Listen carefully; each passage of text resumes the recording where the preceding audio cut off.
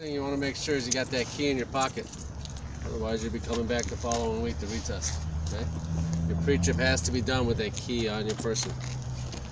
I'm also looking underneath the vehicle as I approach it. I'm looking for any kind of puddles or leaks. Oil, antifreeze, diesel, power steering fluid, windshield washer fluid, anything along those lines. Antifreeze. Making sure the vehicle's not leaning from one side to the other. That could be broken suspension, lower flat tire, uneven ground. Your load could be unbalanced somehow. Things along those natures. I'm looking around the vehicle for any kind of hazards that would hinder me from moving the vehicle, that would be in the way. Above the vehicle, low-hanging wires, branches, awnings.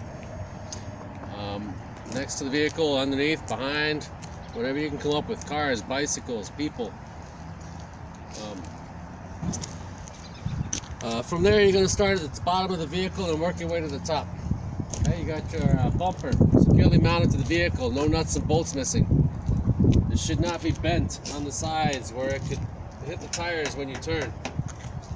Your license plate should be up to date with the sticker, shouldn't be expired, should be clean, should be securely mounted to the vehicle.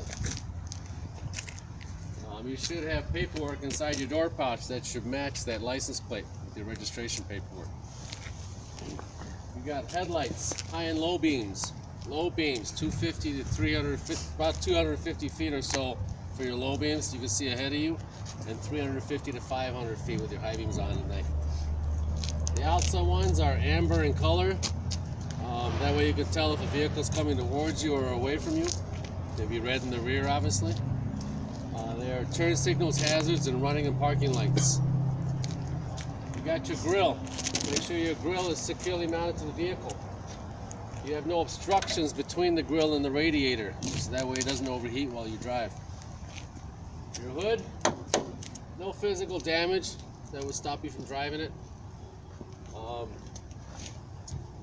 got your hinges on the sides. Make sure it latches down before you drive, so that way when you slam on the hood, slam on the brakes, the hood doesn't fly open on you. Give me one sec, hit pause for a sec, please.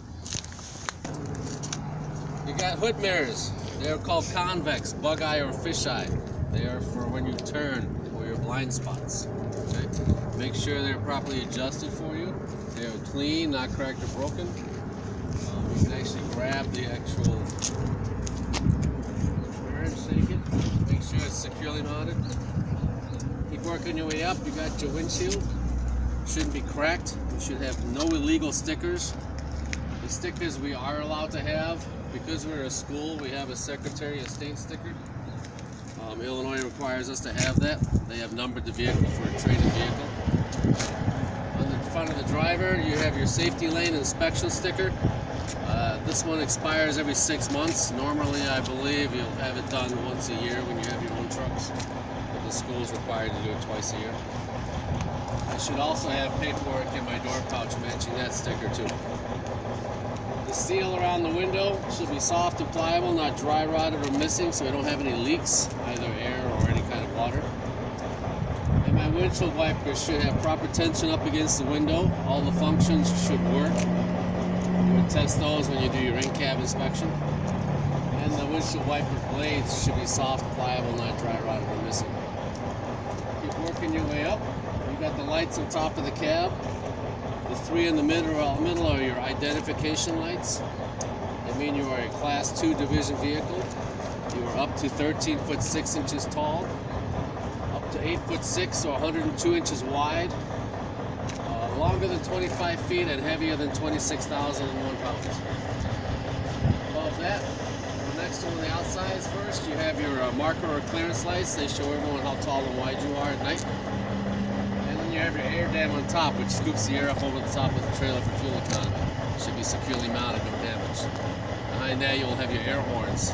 You will also test those by pulling on them inside the cab when you do your in-cab inspection. So from there, you'd open up the hood if you get Section 8.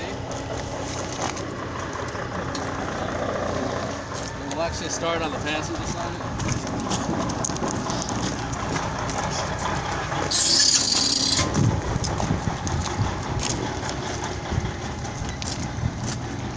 Most of your test is done down the driver's side of the vehicle, but there are a few things on this side you would need to talk about, such as the things that are not over there, okay, like your air filter. Make sure the lid is latched down properly. You can see inside here, it should be dry. You should have no debris on the inside. My city horns over here, the wiring should not be burnt or frayed, securely attached, and my city horn should be working. We also have our belts over here. You should have no more than 3/4 inches of play by pushing in the widest part, just by pushing in. If you get too much play in there, it's going to start slipping. You'll hear the belt start squeaking. This belt goes over your air conditioning compressor. It's going to go over your alternator. It's going to go over your fan and your water pump down on the other side on the bottom. Also on this side, we're going to have our oil check and oil fill. This one here you will pull out, hold flat, wipe it off if necessary. It should be above the add and below the full. If you need to add, you're going to add a whole gallon. That's when this one would come into play. It's got an expansion plug. So you would spin that, loosen the plug, pop it out. Then you can add right in there. When you put that back in, make sure you tighten that plug again so you don't lose your cap. Any hoses I should be checking on this side should be soft, pliable, not dry rotted or missing. They shouldn't be bulging out. That's a sign of them going to burst.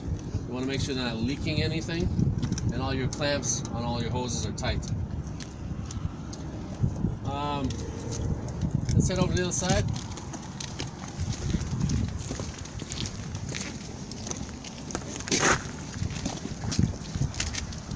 So on both sides of the engine, you're going to be checking for any kind of leaks that are very obvious to you. Okay, you're looking for any kind of wet marks. You're also checking any of your electrical wiring on both sides to make sure that they are not frayed, burnt, falling off. They shouldn't be touching any moving objects. On the side of this motor here, we have our compressor. We're going to check that for 3 types of leaks: air, oil, and water. On the side of it, or actually this one is mounted on the back of it, you can't see it, is your governor. That's what tells your compressor to turn on and off. It's your governor cut in 100 or below, governor cut out 125. Alright, what else we have over here is our fuel water separator.